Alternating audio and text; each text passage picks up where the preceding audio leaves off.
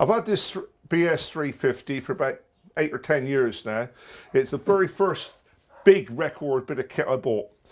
I like it because of the fact that there's a real big belt, 103.5 inches, so you got the blades stay fairly sharp well if you look after them.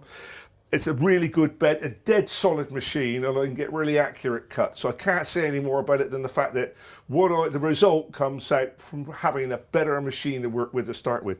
And this does the job for me fantastic. It's easy to change the blades, it's easy to maintain, and it just provides a really good, nice sharp cut every time I use it. So that's the BS 350. The table saw, this is the second record table saw I've had. The first one was the smallest they did, and it cost me 99 quid about 10 years ago when I bought that one.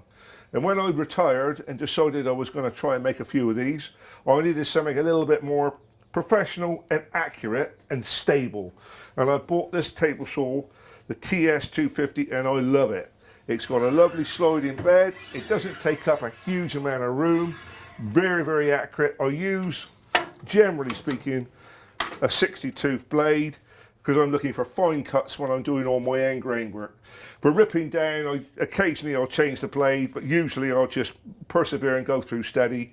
It's a lovely saw, dead accurate, like I said, and of course I've got plenty of room on the bed for cutting my boards down to correct size. It's easy, just a very, very good bit of kit. The planer thicknesser, I needed something a little bit bigger and a little bit wider. This machine's fantastic. Not only does it do a brilliant job, but it really is dead easy to keep swapping and turning from one thing to another. So you want a planer or a thicknesser, it really is that simple. I know you have to engage and disengage the belt, but really you're doing one to the other without a lot of work in between. So you can be planing 1 minute, thicknessing the next, without any real hassle. So that is a fantastic machine, and it's very, very accurate. Everything comes out nice and smooth.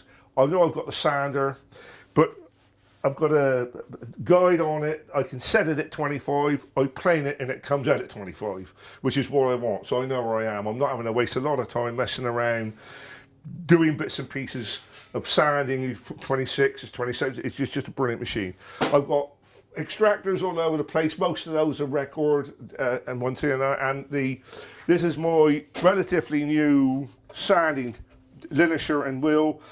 When I take the shape of the fish or heart or whatever I'm doing, I've got this exactly at right angles. This is heavy as hell. It really does a really nice job, easy and smooth. It doesn't bite and jump. It's a really good machine, and the pads for what they are aren't very expensive, so it's really a worthwhile machine to buy. If you're going to buy a machine of this type, I'd buy the big one because it really is a good bit of kit.